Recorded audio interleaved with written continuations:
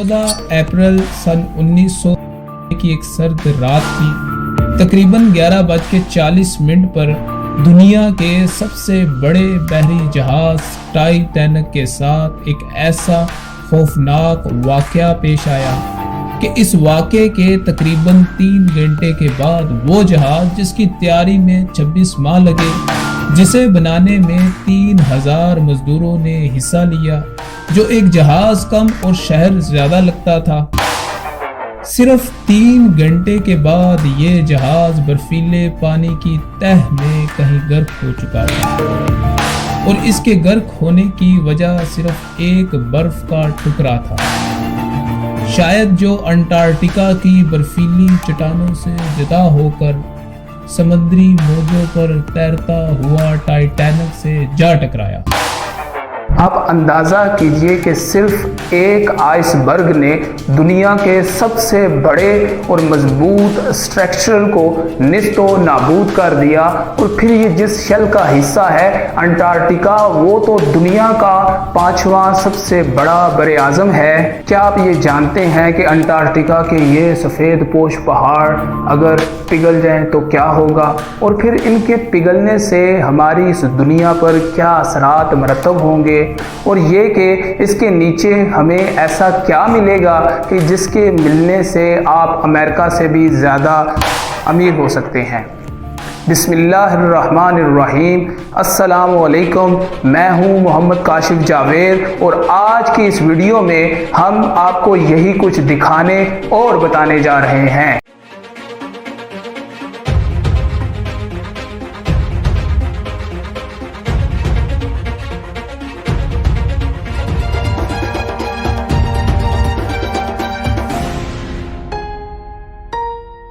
इसकी geographical location की बात की जाए तो ये 3 बड़े समंदरों बहरुल काहिल, बहरुल हिंद और ओकियानोस के माबैन गिरा हुआ है। इस बरे आज़म को पहली मरतबा जनवरी 1820 में 2 रूसी बशिंदों फाबिलियन और ब्लिंग शासन ने दरियाफ्त किया। ये बरे आज़म दुनिया का सर्द तरीन, खुश्क तरीन और हवादार तरीन बरे आज़म माना जाता है, जबकि इसकी औसत बुलंदी भी तमाम बरे आज़मों से ज़्यादा है। अंटार्कटिका 98% बर्फ़ से ढका हुआ है, जिसकी वजह से यहाँ कोई बाकायदा इंसानी बस्तियाँ मौजूद नहीं है। सिर्फ साइंसी मकासद हासिल करने के लिए दुनिया भर से मुख्तलिफ साइंसदान आते जाते रहते हैं। यहाँ की बुलंद तरीन चोटी विंसन मासिफ है, जिसकी बुलंदी 16,050 फीट है।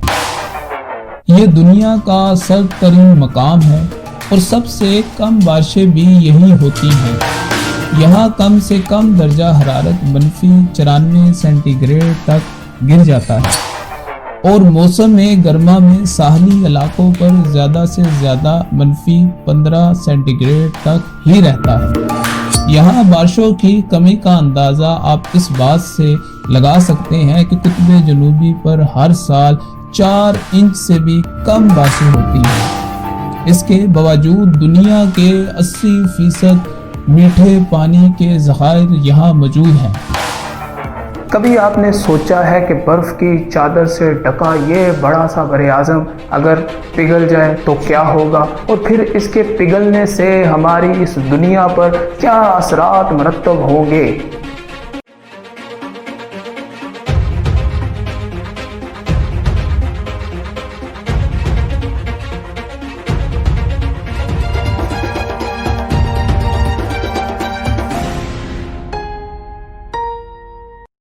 ग्लोबल क्लाइमेट के मुताबिक तो इसके 500 साल तक पिघलने के कोई चांसेस नहीं, लेकिन सिर्फ 1 मिनट के लिए आप मान लीजिए कि ये बड़ा सा ज़खायर अगर पिघल जाता है तो इसके पिघलने के असरात सारी दुनिया पर असरअंदाज होंगे।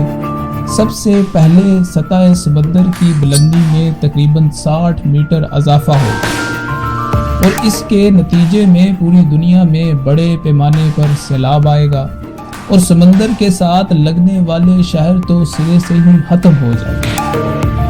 और अमेरिकी रियासत फ्लोरिडा अमेज़न और वस्ती चीन जैसे मकामात मुकम्मल तौर पर समंदर के नीचे कहीं गायब हो गए। मजमूई तौर पर इस वाक़े से तकरीबन 1 से 2 अरब अफराद बेघर हो सकते हैं।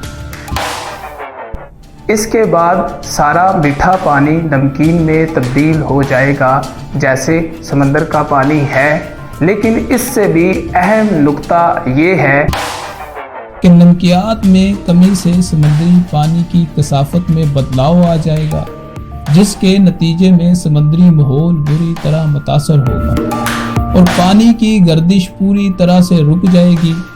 हमें आलमी सतह पर सख्त तब्दीली का सामना करना पड़ेगा। मुख्तसरन ये कि ज़मीन का मौसम यकसर तब्दील हो जाएगा। लेकिन सारी बर्फ़ पिघलने के बाद क्या होगा और हमें वहाँ ऐसा क्या मिलेगा कि जिसके मिलने से आप अमेरिका से भी ज़्यादा अमीर हो सकते हैं।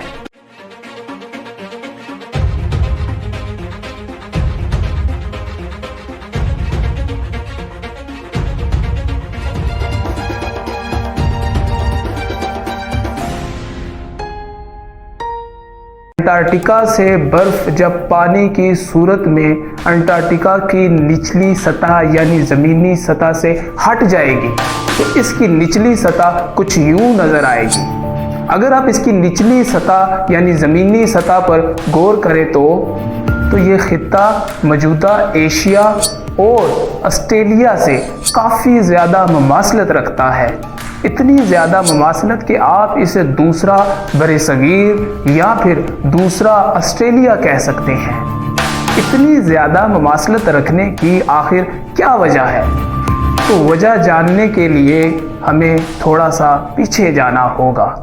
आज से तकरीबन 600 मिलियन साल पहले एक बरे-आज़म होता था जिसका नाम गोंडवाना था। अंटार्कटिका के अलावा गोंडवाना में जनूबी अमेरिका, अफ्रीका, अरेबिया, बरसगीर और ऑस्ट्रेलिया के लैंड यानी खित्ते शामिल थे, और जबकि इनमें से हर एक की जगह अब एक दूसरे से अलग हो चुकी है, लेकिन फिर भी अंटार्कटिका की ज़मीनी सतह दूसरे खित्तों की निस्बत कुदरती वसाइल से आज भी इनसे ज़्यादा दौलतमंद हो सकती है, और ये तवक्को की जा रही है कि अंटार्कटिका में कुदरती वसाइल दूसरे खित्तों की निस्बत ज़्यादा कसरत में मौजूद हो सकते हैं। शायद सबसे अहम बात यह है कि कोयला और तेल के बहुत बड़े ज़खायर अंटार्कटिका के नीचे पोशीदा हैं जो इस वक्त तक इस्तेमाल नहीं हुए। इसके अलावा यहाँ लोहे, तांबे, प्लाटीनियम, सोना, चांदी और यूरेनियम के ज़खायर भी मौजूद हो सकते हैं। दुनिया में अब तक सबसे ज़्यादा सोना अमेरिका के पास मौजूद है, जिसकी कुल मकदार 8,134 टन बनती है। एक अंदाजे के मुताबिक अंटार्कटिका की ज़मीनों में अमेरिका से भी कई गुना ज़्यादा सोना मौजूद है। तो बस आपने अंटार्कटिका जाना है, उसकी ज़मीनों में दफन सोने का सुराग लगाना है और उसकी ज़मीनों से इस सोने को निकालना ही तो है। लेकिन यहाँ पर सिर्फ एक छोटा सा मसला है, और वो ये कि इस खित्ते पर 7 ममालिक अपनी मलकियत का दावा करते हैं, जिनमें Argentina, UK, Norway, Australia, France, New Zealand और चिली है। ज़मीनी सतह के लिहाज से अगर इस दावे को देखा जाए तो काफ़ी शिद्दत अख्तियार कर सकता है, लेकिन उम्मीद है कि ये मामला अक़वाम मुत्तहिदा में बग़ैर किसी बदअमनी से तय पा जाए, और हो सकता है ये एक आलमी पनाहगाह बन जाए जो इंसानियत की फलाहो बहबूद के लिए काम कर सके। शायद ये भी मुमकिन है कि ये एक मुल्क बन जाए जिसकी अपनी ही राया और अपना ही कानून हो, लेकिन ये तो हमारा एक तख़य्युल है, हमारी एक इमेजिनेशन है। اس حوالے سے علامہ صاحب نے کیا خوب فرمایا ہے، محل ایسا کیا تعمیر عرفی کے تخیل نے، تصدق جس پہ حیرت و خانہ سینہ و فرابی۔ اگر آپ جاننا چاہتے ہیں ایک ایسے عالم کے بارے میں کہ جہاں کوئی گیا پھر لوٹ کر نہ آیا، تو اس لنک پر کلک کریں۔ اور اگر آپ جاننا چاہتے ہیں چینی فوج کے متعلقہ دلچسپ حقائق، تو اس لنک پر کلک کریں۔ ہمارے چینل کو سبسکرائب کرنے کے لیے اس لنک پر کلک کریں۔ شکریہ۔